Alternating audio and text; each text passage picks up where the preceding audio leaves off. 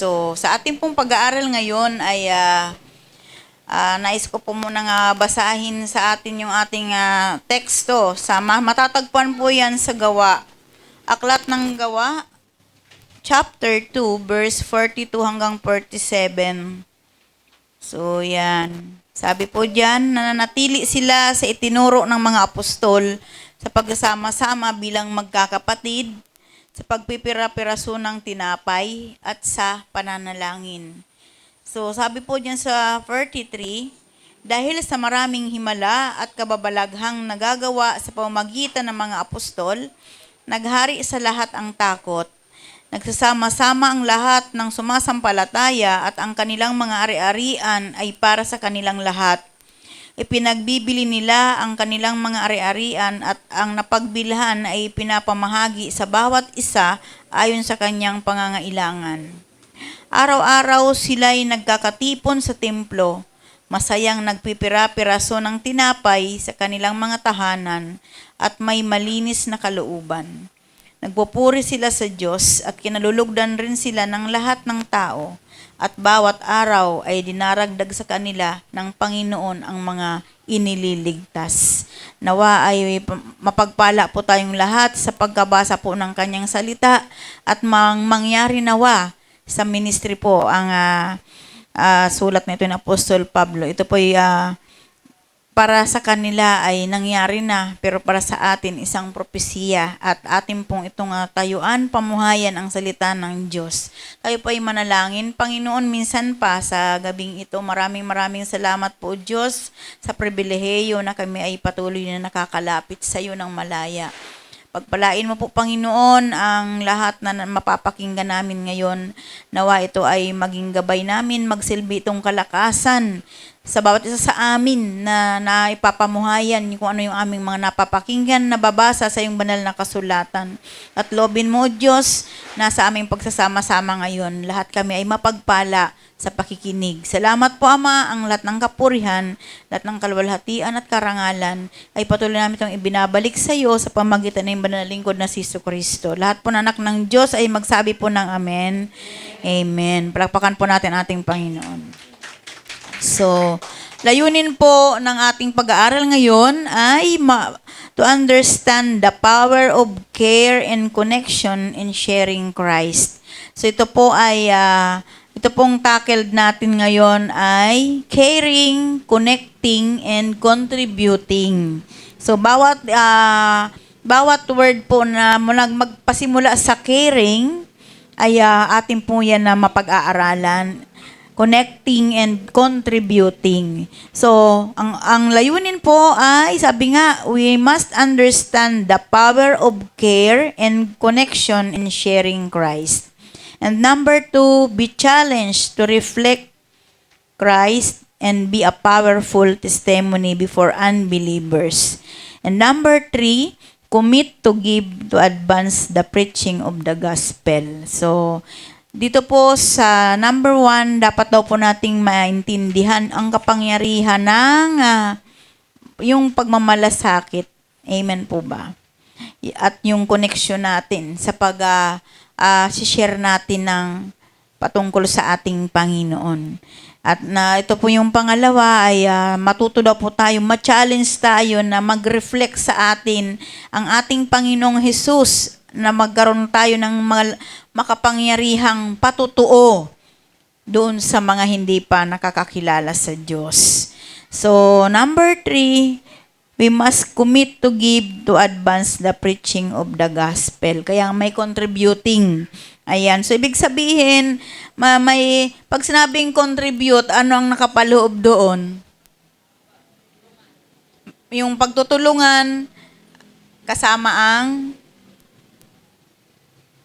financial natin. Yan. So, kasama talaga yan doon. So, the church in Acts grew in number. So, sa aklat ng mga gawa, ito po yung sa Macedonia po itong church ay talaga sila na kung bakit sila dumami. Kasi ganito yung kanilang pinapairal doon sa kanila.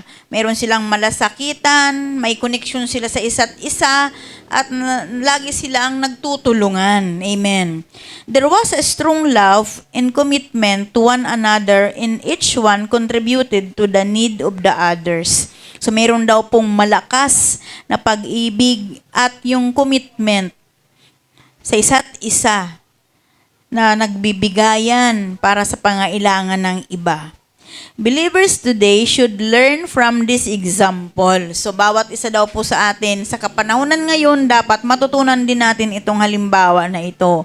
We should understand that the strong show of care and connection among the believers is key to effectively sharing Christ to others. So, dapat po nating maunawaan na yung matatag na pagpapakita ng yung pagkikare natin, yung pagkakaroon natin ng connection doon sa mga mananampalataya. Ito po ay yung susi ng epektibong pagpapahayag natin o pagtatransfer natin ng ating buhay na kay Kristo para sa iba. Amen. So, ang tanong ko po sa inyo ngayon, sa inyo po bang palagay na ipakita nyo na po ba yung pagmamahal na ito para sa iba? Katulad ng mga unang mananampalataya noon.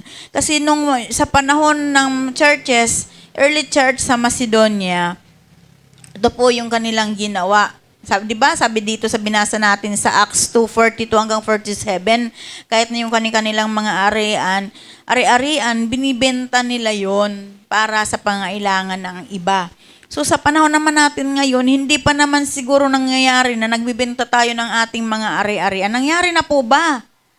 Sa inyo po bang pakikipag-isa sa bawat pangailangan sa ministry, sa gawain ng Diyos? Nagbenta na po ba kayo ng kalabaw? Yan. So hindi pa natin naranasan, pero sa kanila as in naranasan nila yun. Amen. So sabi nga, sa pag-iimbestiga dito sa ating pag-aaral, what were the believers in the early church doing? So ano ba yung kanilang ginawa? Ito na nga, di ba? Sa patuloy na nagsama-sama, nagpipira-piraso ng tinapay. So kaya nga, di ba, nung mga nakaraan na revelasyon sa atin, di ba sabi nga ni Tatay, sa bawat mga cell group natin, supposed to be, magkakaroon kayo ng Santa Cena. Alam niyo po ba, hindi lang po kasi yun, yung purpose po doon, katulad po ng early church sa Macedonia na sinasabi ni Apostol Pablo, na nagkakaroon yun ng, nag-create yun ng malalim na impact, yung connection ng bawat isa. Amen po ba? Hindi lang, di ba, na sino dito na nakita nyo na ba, naramdaman nyo na ba na yung closeness sa isa't isa? Ayan, di ba? Yung mga BFF nyo, yung mga sisters, di ba? So, yun po yung nangyari doon. So, sa bawat daw pagtitipon, ay nagpipira-piraso sila ng tinapay. Na nagkakaisa, nagpe-fellowship sa katuruan ng ating Panginoong Hesukristo.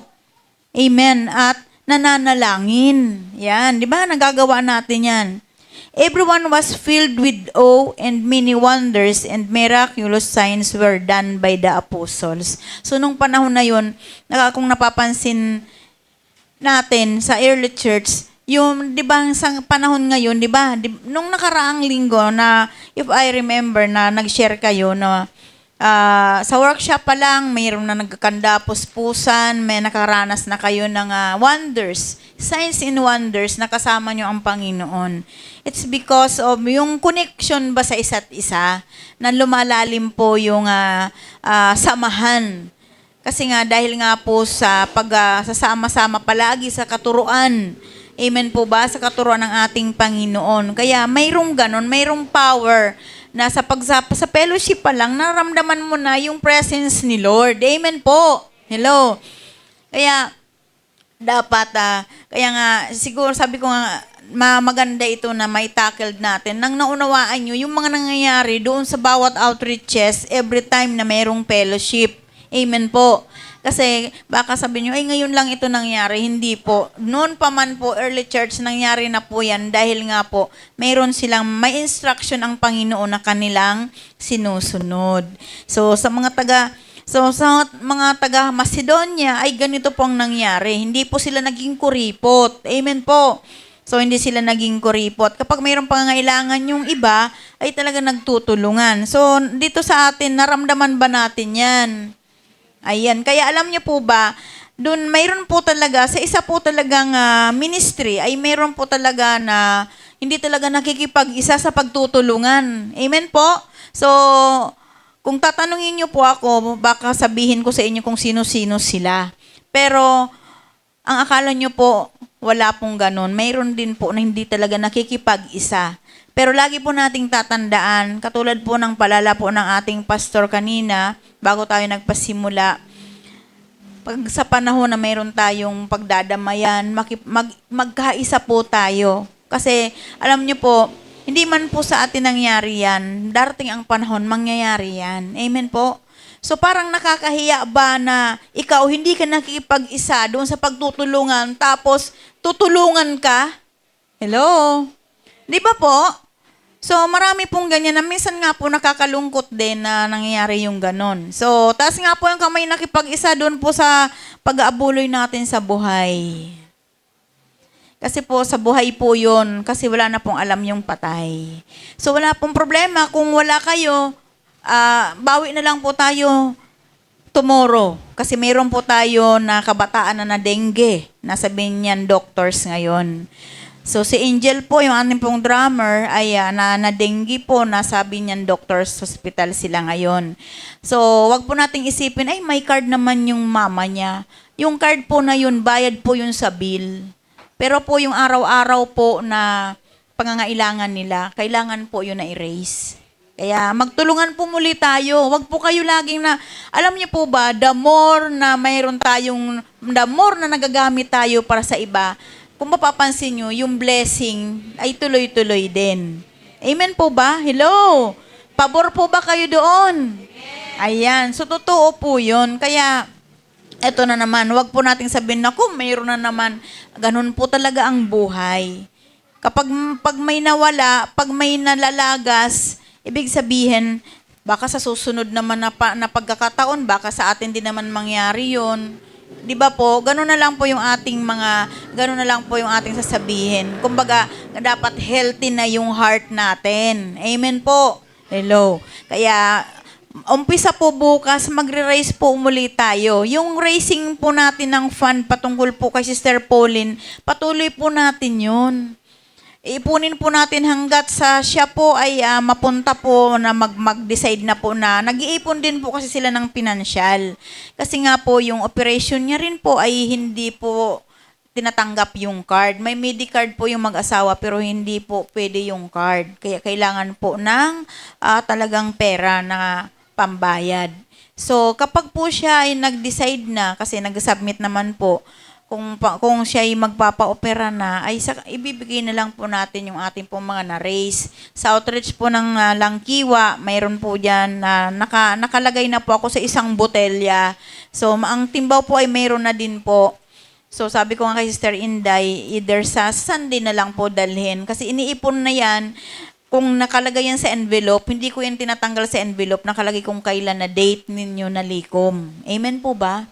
So, kasi kumbaga, mas maga naman po na ganun po yung nangyayari na, kumbaga, hindi naman mabigat. Pansinin nyo, sa bawat pag-release natin ng 20 pesos, 50 pesos, minsan may ibinabalik si Lord, triple pa. Amen po. Kaya, ganun po yung ating gagawin. So, balik po tayo sa ating pag-aaral. So, how were the Macedonian churches described? So, paano daw ba natin may describe yung mga taga-Macedonia? Sabi po diyan sa pangalawang Korinto, chapter 8, verse 1 hanggang 5. Ano nga ba yung sabi diyan sa 2 Corinthians? Ang sabi po dito, 5. 1 to 5. Ang sabi po diyan, alam natin kapag nasira na verse 5:1 hanggang 5. Alam natin kapag nasira na ang tuldang tinatahanan natin ngayon na tumutukoy sa ating katawang lupa, tayo may tahanan sa langit na hindi kailanman masisira. Isang tahanan sa langit na hindi kailanman masisira, isang tahanang ginawa ng Diyos at hindi ng tao. Dumaraing tayo habang tayo'y nasa katawang ito at labis na nananabik sa ating tahanang makalangit. Upang kung mabihisa na tayo nito ay hindi tayo matagpo ang hubad. Habang nakatira pa tayo sa tulang ito, tayo naghihinagpis at dumaraing, hindi dahil nais na nating iwaksi ang katawang panlupa, kundi dahil nais na nating mabihisa ng katawang panlangit. Sa gayon, ang buhay na may katapusan ay mapapalitan ng buhay na walang hanggan. Ang Diyos na mismo ang nagtalaga sa atin para sa ganitong pagbabago at ibinigay niya sa atin ang Espiritu bilang katibayan na ito'y matutupad. Amen. So, tingnan natin sa 8. Ang sabi po diyan sa 8, ito yung kung paano i-describe yung kung paano ba yung Kristiyano noon sa Macedonia na dapat nating gayahin ngayon. Sabi dito, mga kapatid, nais naming malaman ninyo ang ipinakitang kagandahang loob ng Diyos sa mga iglesia sa Macedonia. Dumana sila ng matinding kahirapan at ito'y isang mahigpit na pagsubok sa kanila. Ngunit sa kabila ng kanilang paghihikahos, masayang-masaya pa rin sila at bukas ang palad sa pagbibigay. Sila'y kusang loob na nagbigay, hindi lamang sa abot ng kanilang kaya, kundi higit pa. Alam ko ito sapagkat mahigpit nilang ipinakiusap sa amin na sila'y bigyan ng pagkakataong makatulong sa mga kapatiran na taga-Jerusalem. At higit sa inaasahan namin, inilaan nila ang kanilang sarili una sa Panginoon at pagkatapos sa amin, ayon sa kalooban ng Diyos. Kaya't pinakiusapan namin si Tito dahil na siya'y nagsimula ng gawain ito na kayo'y tulungan niya hanggang sa malubos ang pagkakawang gawa ninyong ito.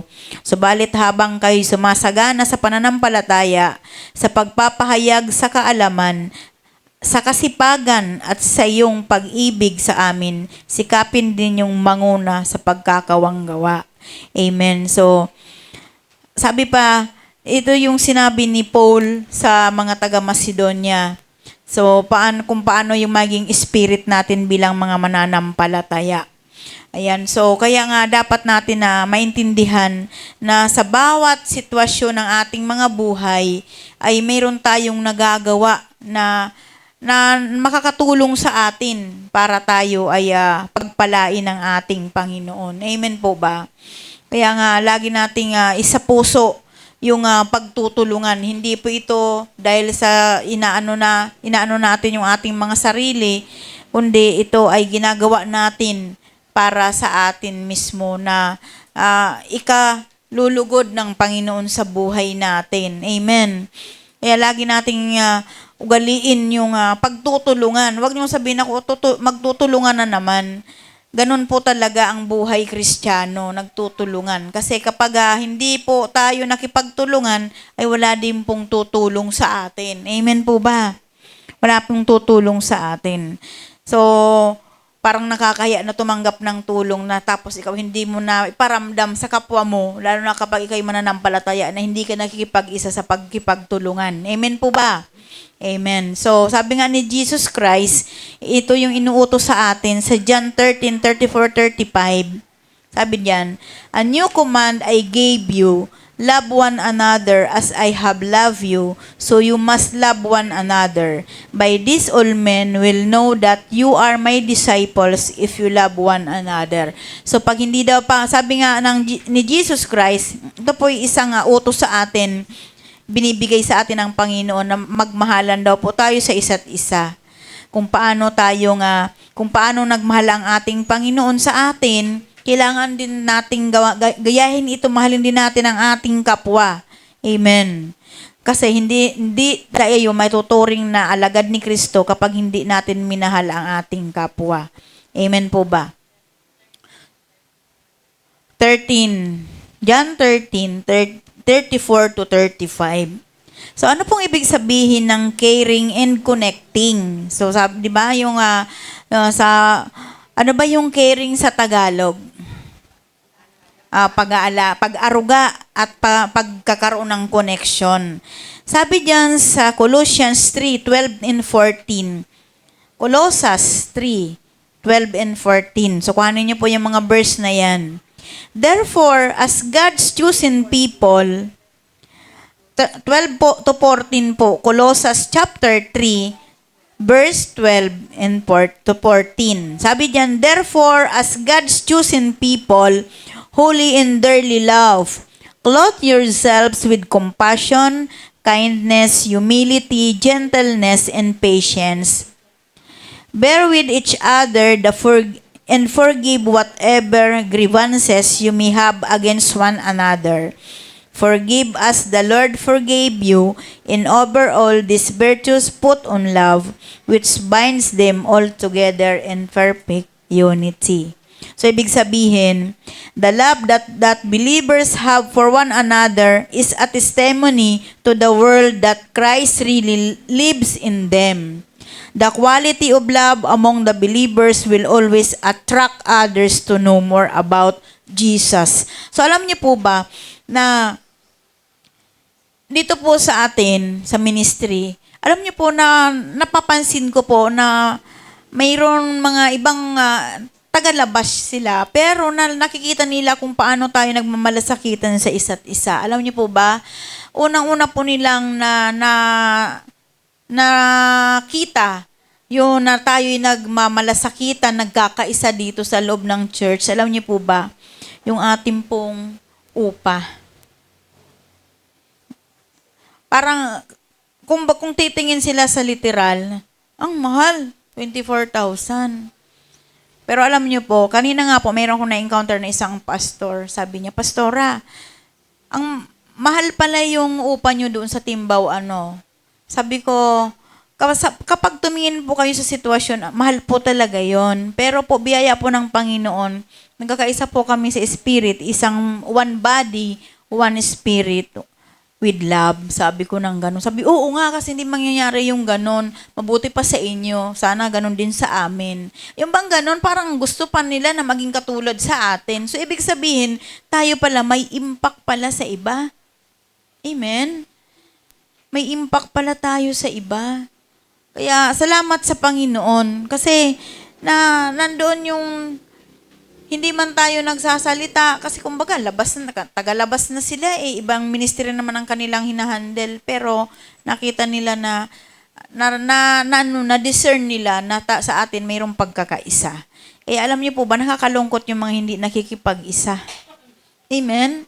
Kasi, makapakinig man tayo ng mga papuri mula sa labas. Amen po ba? Damay na rin sila. Pero hindi sila nakikipag-isa. Amen? Pero mas maganda dapat, di ba? Nasama-sama tayo. Hindi naman pinag-uusapan kung yung presyo. Amen po ba? Hindi po pinag-uusapan yung price, kundi yung nagmumula talaga sa puso mo. Amen po ba? Kaya alam niyo po, nagpapasalamat po ako na doon po sa mga pledger natin paglinggo, na may nagpi-pledge na 5 piso, may nagpi-pledge na 10, 20, 30, hanggang sa 100. Maliban po doon talaga sa mga nagkukumit na talagang yun na po, kinumit nila kasama yung buhay nila, yung puso nila sa ating Panginoon. So natutuwa po ako doon. Alam niyo po ba, habang nililista ko po yung kanilang pangalan, pinagpipray ko yun na, Lord, loobin mo naman na by next time, itong 5 piso na binibitawan nila para itanim, para pambayad sa pang-upa, ay dublehin mo naman nang sa ganon, mas lalo pa silang masiyahan sa pagbibigay ng pledge. Totoo po yan, may nag-pledge po ng 5 piso. Kaya akala nyo, baka sa iba sa inyo, nahiya sa inyo magbigay ng 5 pisong pledge paglinggo. Wag po kayong mahihiya. Nakalagbok po lahat yan. Lahat ng mga pangalan. Kung magkano yung pledge nyo, wala pong mintis yan. Mag-pledge kayo ng 500 o malaki man o 1,000 man, walang mintis, nakalista po yan. Amen? So, nandun po yung prayer ko, Lord, i-bless mo ito, dublihin mo itong 5 piso niya nang sa ganun, by next time, lalong magalak yung puso niya na magkaroon ng pledge na lalakihan niya doon sa 5 kasi binalik ng Panginoon ng doble. Amen po? Kaya huwag niyong ikakahiya yung 5 piso na pledge nyo. Kasi yan po ay talagang si Lord nakatingin sa puso natin. Hindi si Lord nakatingin doon sa kung gaano kalaki yung halaga, kundi nakatingin siya yung quality, hindi nakatingin sa quantity kundi sa quality ng puso natin. Amen. Kaya alam niyo po mapalad po yung mga bata na talagang nahuhubog sila sa ganung pagtuturo kung paano ipamuhay ang tunay na mananampalataya. So sa mga kabataan natin, yung mga bata na yun naglalakad-lakad, may mga pledge po yan pag linggo. Amen. Kaya salamat sa Diyos sa buhay nila kasi mayroon silang mga magulang na nahubog na sa pag-ibig ng Panginoon. Amen. So ito yung sinasabi dapat sa atin kung paano ba tayo magmahal, magkaroon ng connection, dapat isuot daw po natin sa ating mga sarili yung compassion, yung kabutihan, yung pagpapakumbaba. Amen po ba? Yung pasensya.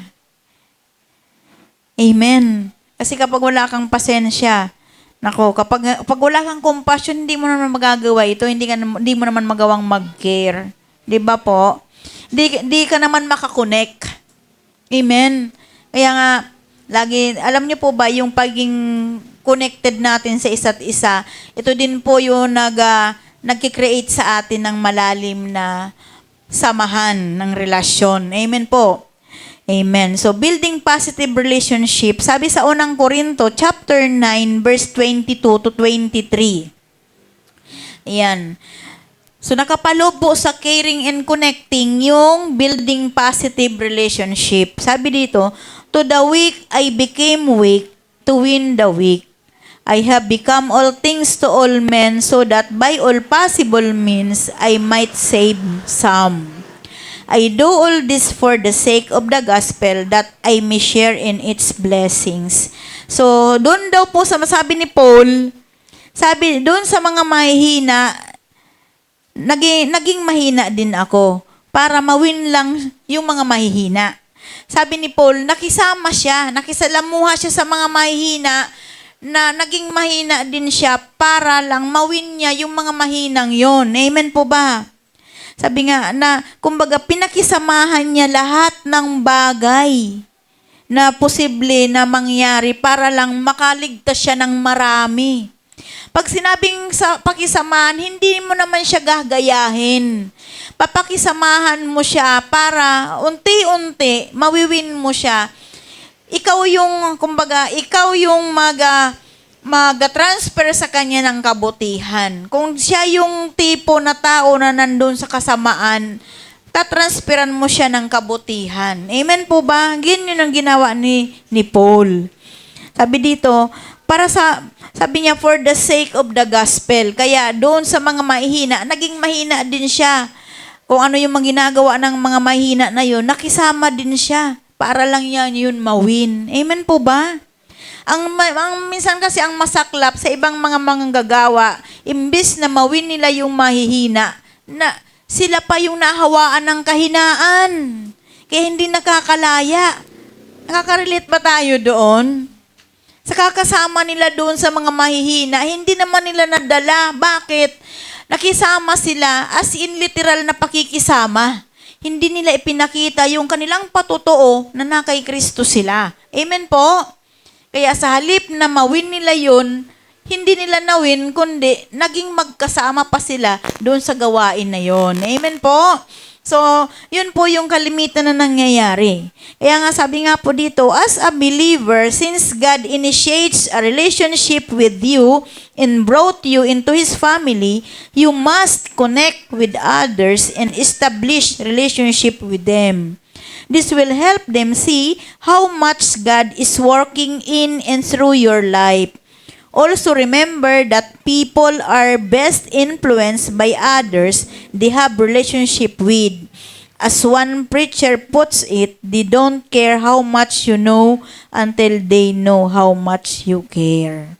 Ayan. So sabi nga dito, bilang mananampalataya, since daw po na ang Panginoon ay naglagay sa atin ng relasyon na kung saan dinala tayo sa kanyang pamilya, Tayo, isang pamilya na, di ba? So, dapat din po tayong makipag-connect sa iba at mag-establish din tayong relasyon sa kanila.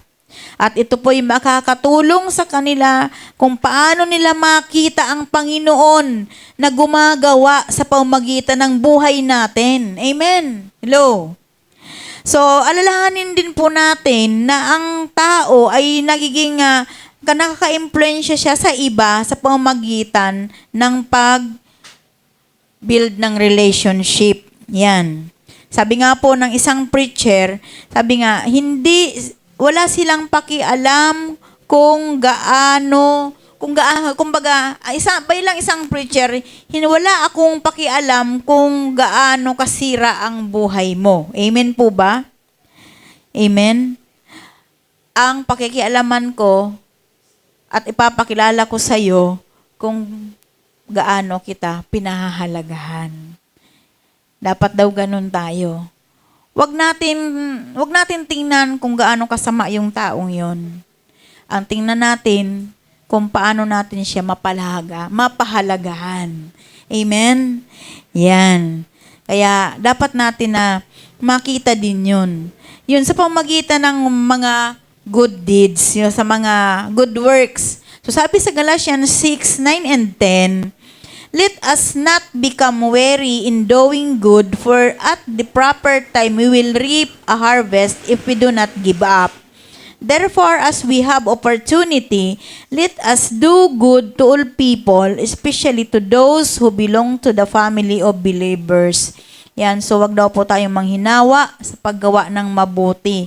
Yan, yung inyong mga ginagawa, ay wag niyo po yung pagsawaan. Amen. Excuse me. Kung ano yung pinagagawa sa inyo ng Panginoon. In Jesus' name. Kung ano yung pinagagawa sa atin ng Lord, yun lang yung gagawin natin. At dagdagan pa natin yung ginagawa natin. At sabi nga, doon tayo mag-aani sa takdang panahon. Amen. Sabi nga, lahat ng tao, gawan daw po natin ng marami, ng mabuti. Amen po ba? Let us do good to all people. Lalo na po doon sa mga kapamilya natin bilang isang mga mananampalataya.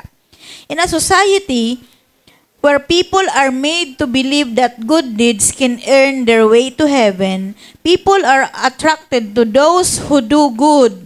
Although good works do not save anyone, grab every single opportunity to show good deeds to all.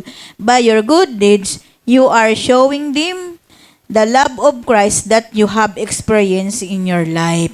So sa pamayanan, sa labas, yung mga tao, gumagawa sila ng mabuting gawa sa pag-asa na ito yung magiging kaparaanan para makarating sila sa langit. 'Di ba ganun naman, 'di ba, yung ating pag-aaral nga, 'di ba? Ang karamihan daw po sa mga tao na attract sila doon sa mga ginagawang kabutihan ng mga makasanlibutan. Amen po. Pero alam niyo po ba na yung mga mabubuting gawa na ito ay talaga namang alam nating lahat na hindi naman ito ang makapagliligtas sa kanila. Kaya tayo, i-grab natin yung bawat opportunity na maipakita natin yung mabubuting gawa natin. Amen. Sa pamamagitan ng pagpapakita ng pag-ibig ng ating Panginoon na naranasan natin sa ating buhay. Kung sa literal, makita nila, kaya nga 'di ba kapag tingnan natin yung mga politicians kapag nagbigay, bakit may picture pa? Amen. Para ma-recognize sila, makilala sila. Kaya sa panahon po ngayon, yung mga tao, hindi sila nakatingin kung ano yung characteristic ng isang individual na kandidato. Nakatingin sila kung sino yung maraming naibibigay, kung sino yung maraming naipapasaboy bago mag-eleksyon, doon, yun ang kanilang ibinoboto. Pero alam niyo po ba, kapag nanalo po yun, kapag tapos po ng eleksyon, hindi na nila yun malapitan. Kasi tapos na yung binigay na sa kanila, yung kanilang pangangailangan. Amen po. So sa atin iba, yung good deeds natin, ipakita natin pag-ibig ng Diyos. Amen. Na kumbaga, ito yung na-experience sa buhay natin.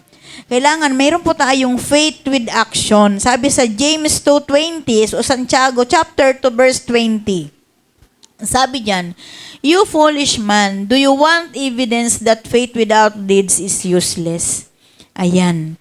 So, kailangan ang ating pananampalataya ay mayroong gawa.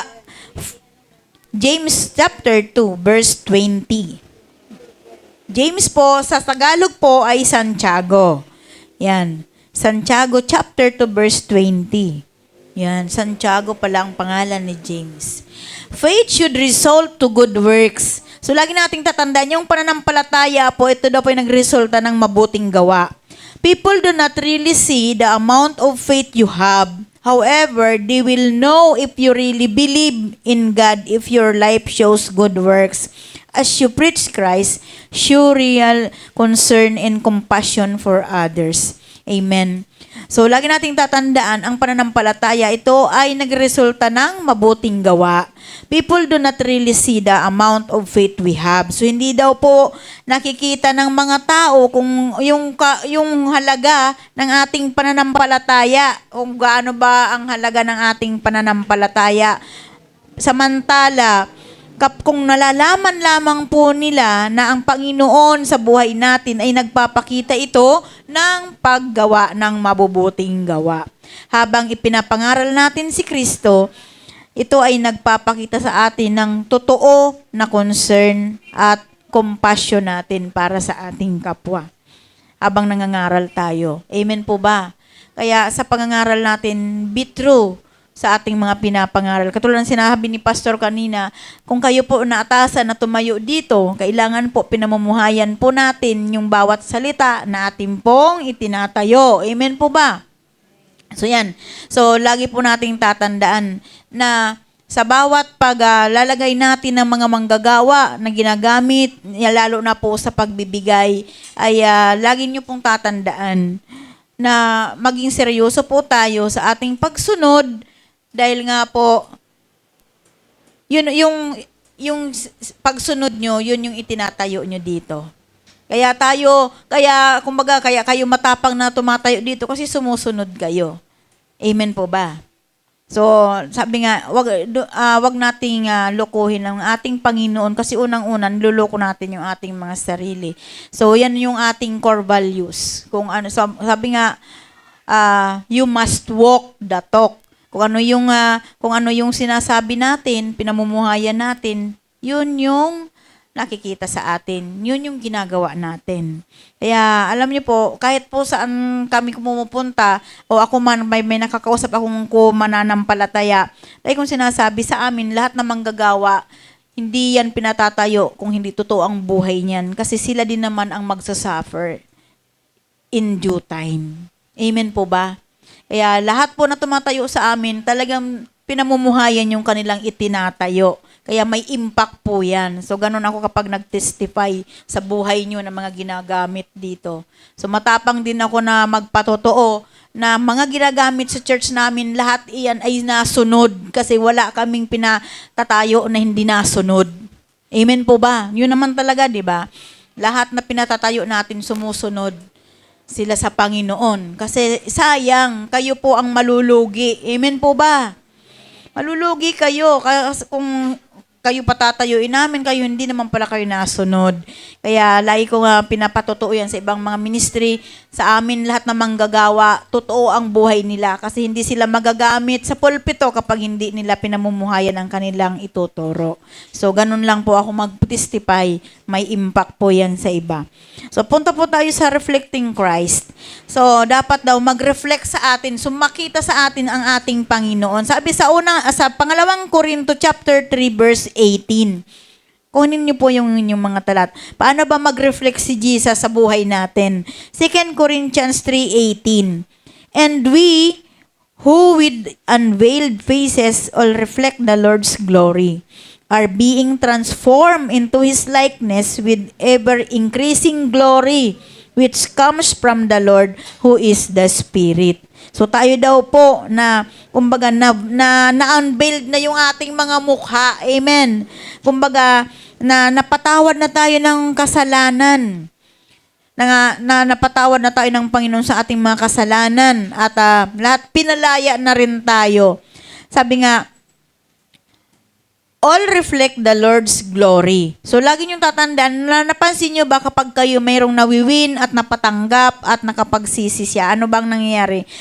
Minsan yung dating mga maiitim na mukha ay nagiging maliwanag. So, yan po, ang ibig sabihin po yan. Ibig sabihin, nagre-reflect na si Jesus Christ. Alam niyo po, pag makikita niyo po yan sa mga kaluluwa na inyong nawiwin, kung kayo mismo na nagme-ministry, ay naranasan nyo yung tunay na pagpapalaya. Lagi po nating tatandaan sa bawat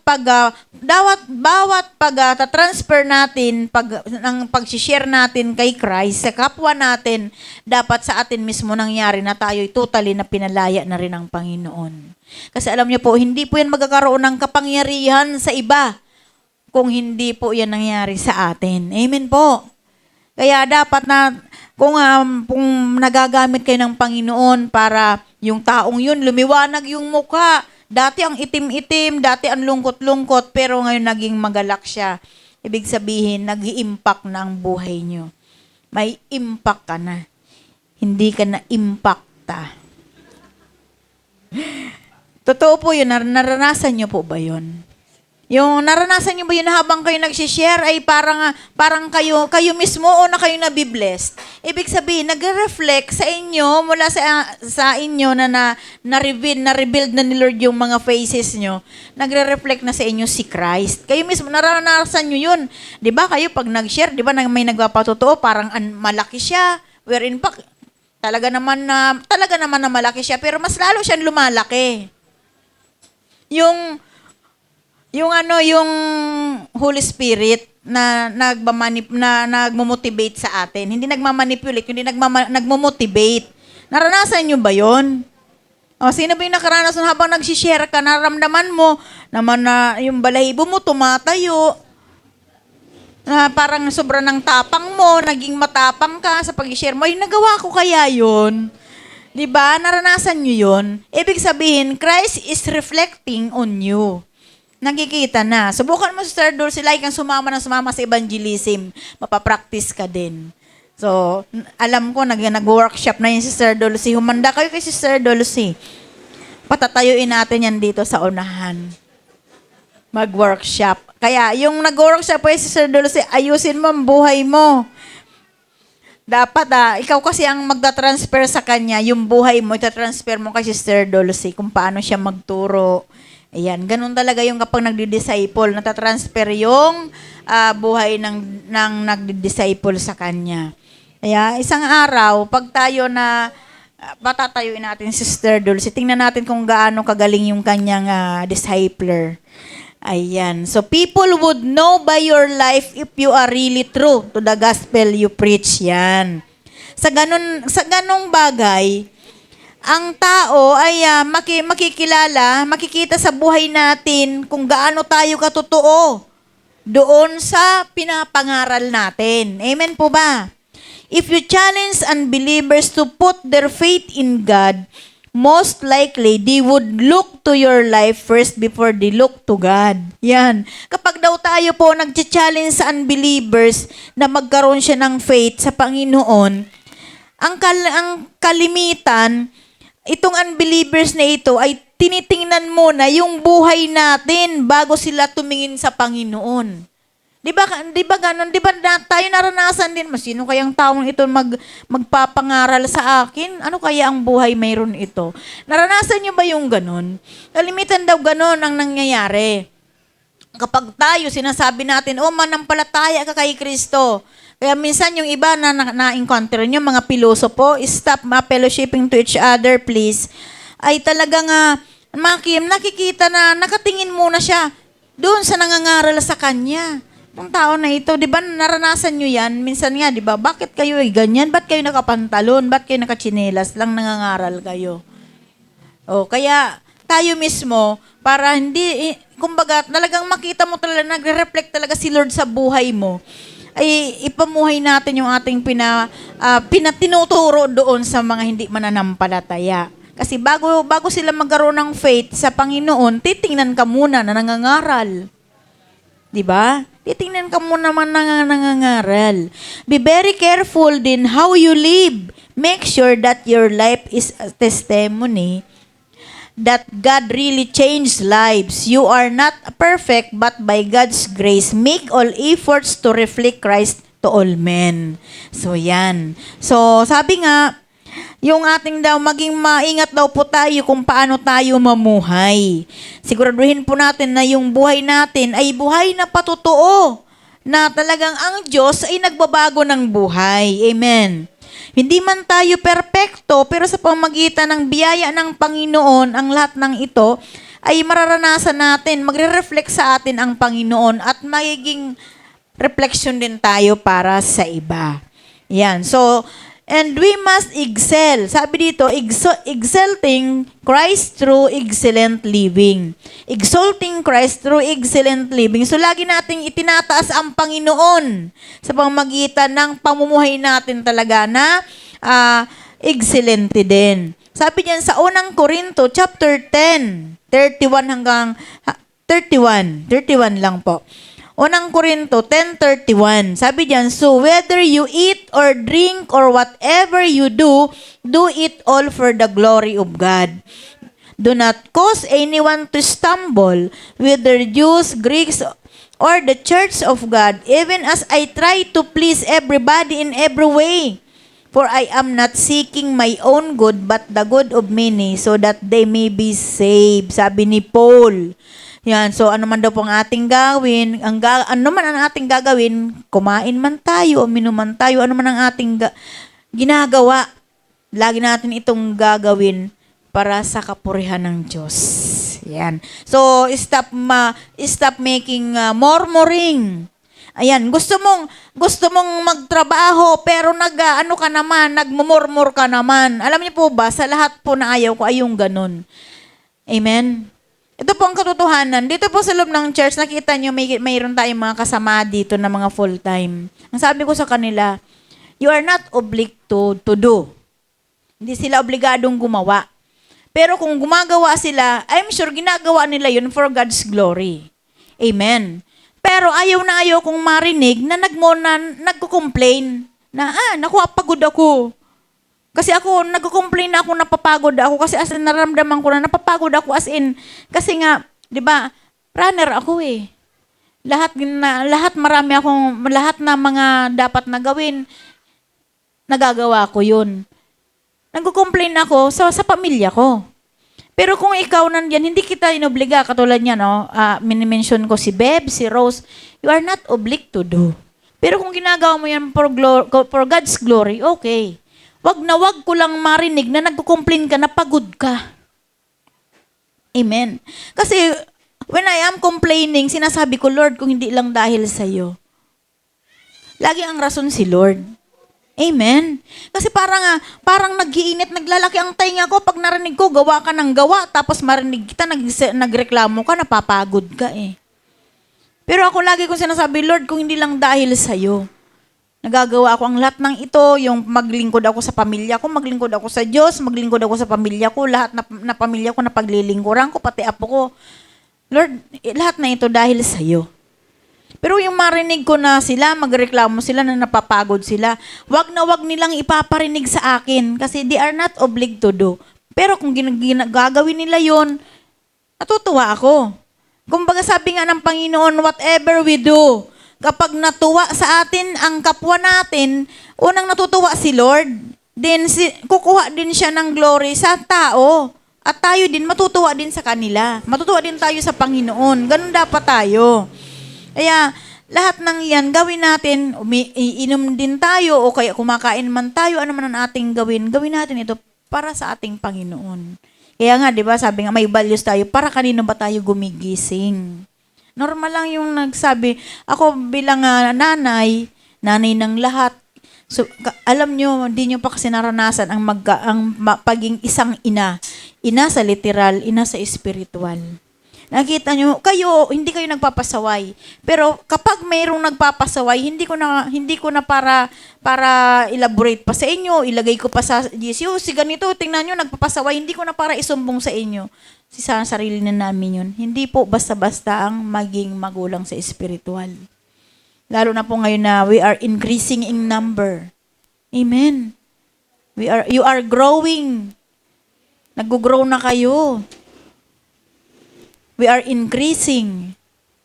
Kaya patuloy tayong mag-i-increase kasi hindi tayo natigil, di ba? Hindi naman kayo tumitigil eh. Kaya mapapansin nyo, lalo tayo nga, kung nung mga nakaraan linggo, maraming mga mukhang bago, mas dadami pa yan. Amen po ba? Yan. Kaya, lagi natin, sabi nga, yung pag-excel natin, mangyayari lamang ito kapag lagi natin pinararangalan ng ating Panginoon. Kapag lahat na ginagawa natin ay laging ang rason siya for God's glory alone. Amen. Be excellent in what you are doing. So, sa bawat paggawa natin, dapat maging excelente tayo. Your number one aim is to give glory to God in all you do. So, yan. Lahat na, ang goal natin sa lahat na mga ginagawa natin ay mapaluguran natin ang ating Panginoon. As we do, we will realize how people are drawn to believing God's love for them because of the godly example you show through your life. Ayan. So, paano tayo maging example yung buhay natin? Paano tayo masusundan ng iba na winiwin natin kung tayo mismo ay nagko-complain, nagmumurmur tayo? Amen po ba? Hello? Hindi na, kumbaga, sa mga aspeto ng buhay na pinagdadaanan natin, i-lessen na natin yung murmuring, yung complaining. Amen? Alam niyo po ba, sa buhay natin dito sa loob ng ministry, hindi naman po lingid sa inyo na we are an open book. Yung buhay namin open sa inyo. Alam niyo po, hindi niyo na po kailangan, bagamat wala naman dito sa inyo, hindi niyo na kailangan makita niyo muna si pastor na nakasimangot o si Nanay Elsa, makita niyo muna na lupaypay, na bagsak ang likod na dahil wala tayong pang-upa para kayo bago kayo magbigay ng commitment niyo. Hindi niyo na kailangang makita 'yan. Commitment niyo 'yun eh. Hindi niyo kailangang hintayin na nakita niyo na kumusta naman si Nanay Elsa? Pag nakita niya sigurong malungkot ako, saka siya mag-aabot ng commitment niya. Pero kapag nakita niya yung nakangiti, ayaw ko naman naglalakad ako na nakasimangot kasi baka pumangit ako, di ba?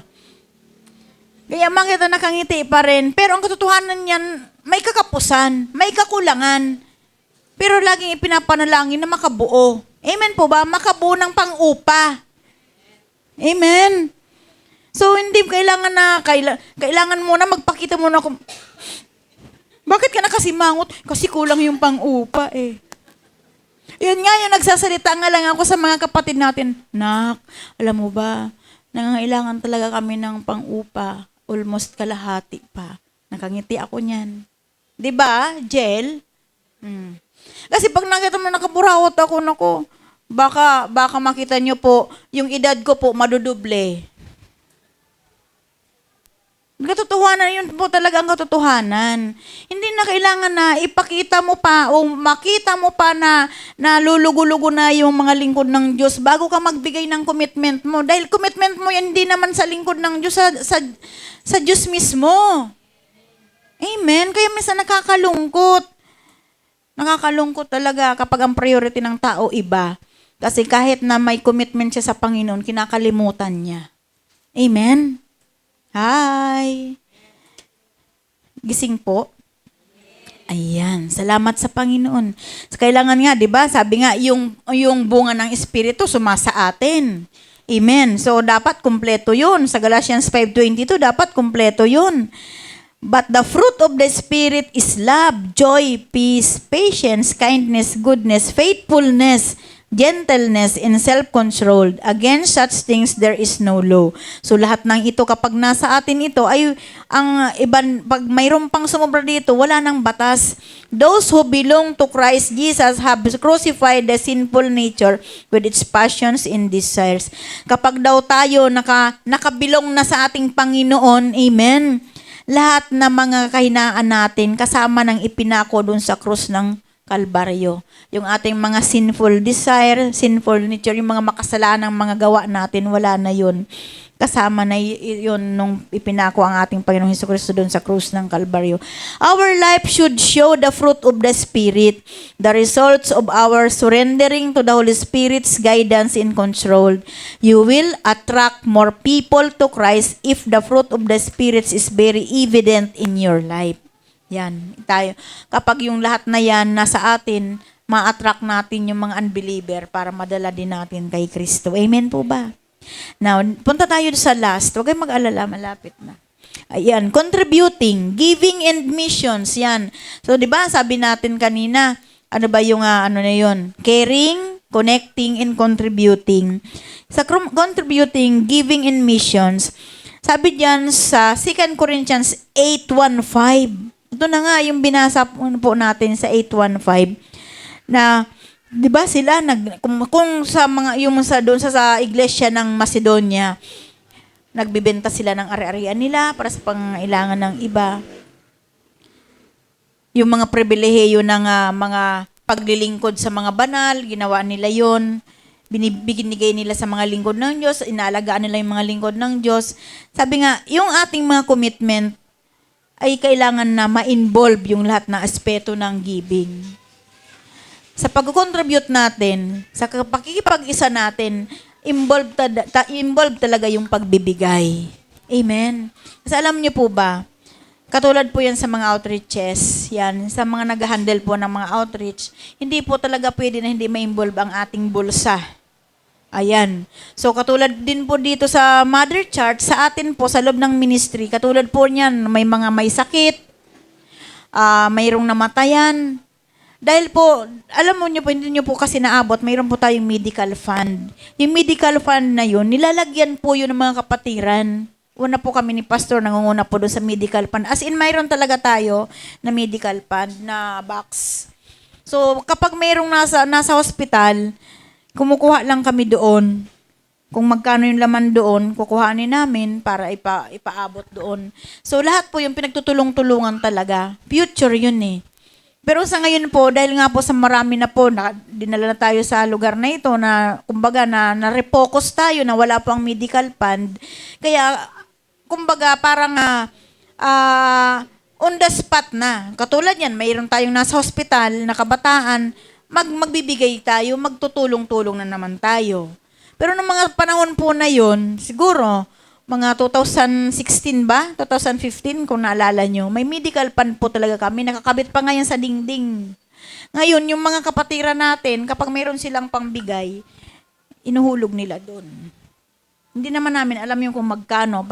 Pero mayroon naman na, halimbawa, ang nakikinabang talaga noon yun, malimit din talaga magbigay. Nakita ko din talaga doon, nung nabubuhay pa yung medical fund, ang mahilig po talagang maghulog doon yung si Brother Gilbert. Hindi na naman alam na gano'n ang mangyayari sa buhay niya. So, gano'n lang po yung buhay natin. Huwag nating isipin, wala naman nangyayari kasi sa akin, hindi naman ako nagkakasakit, bakit hindi naman ako makinabang niyan? Matuwa po tayo kung wala po tayong naramdaman na sakit. Amen po. Kaya nga, mas maganda po, better to give than to receive. Ayan. So, mas masarap na, di ba, nagagamit tayo para sa iba. Kaya nga po nangyayari, kapag po mayroong nangangailangan, as in talaga, na on the spot, ano tayo sa bulsa. Minsan naman po, hindi na po kami nagsasabi po sa inyo kapag mayroong mga nangailangan. Minsan kami na lang ni tatay ang nag-uusap na ganito. Minsan pag ako lang ang kinakausap ng Panginoon, sinasabi ko kay tatay, tapos na. Ganun po kasi kapag kasi nangungusap kasi si Lord, ayaw kong biguin si Lord. Kahit mayroon napapaglaanan ng financial na hawak ko kapag nangusap ang Panginoon sa akin.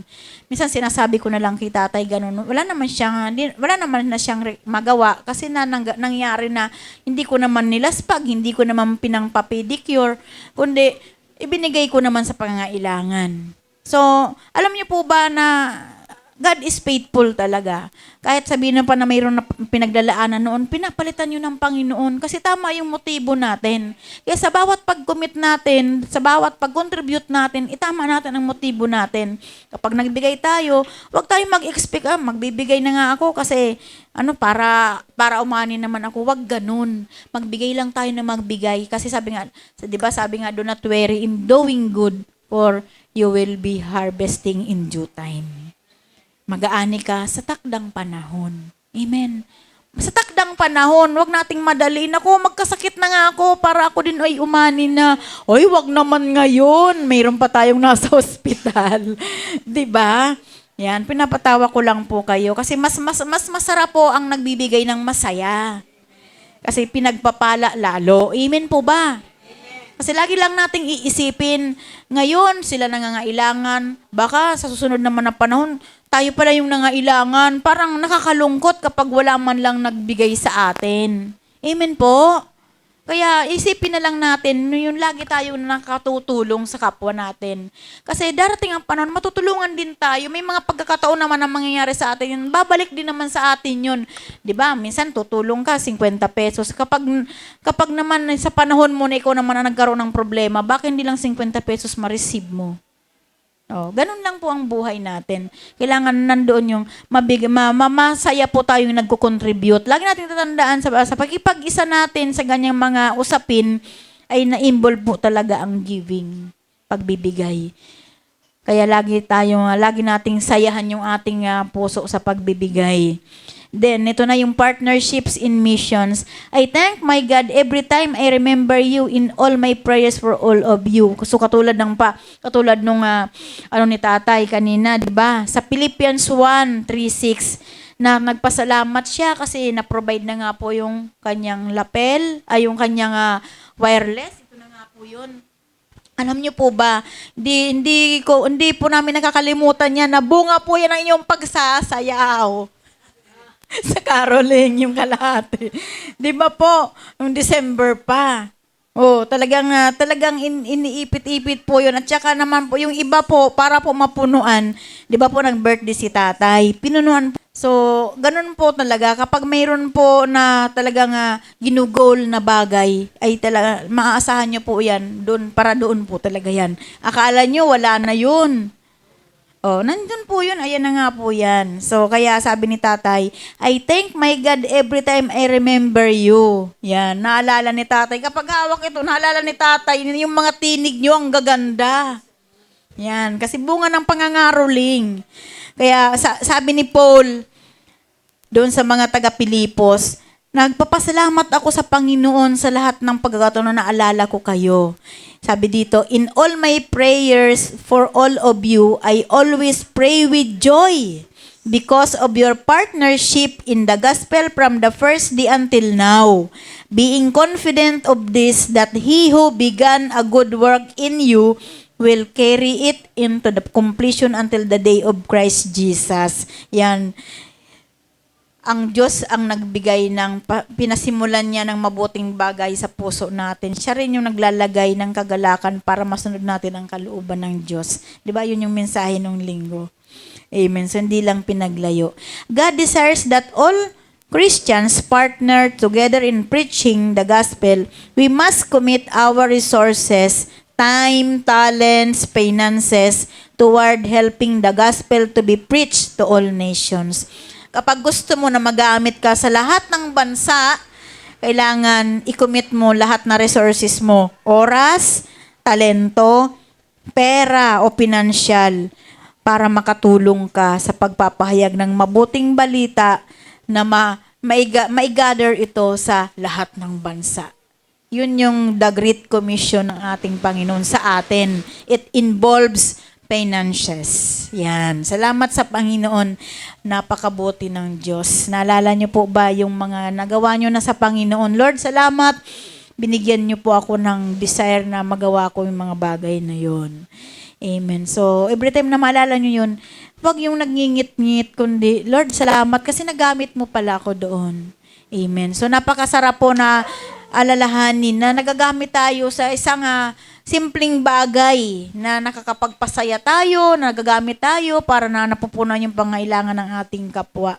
Kaya maraming salamat sa Panginoon.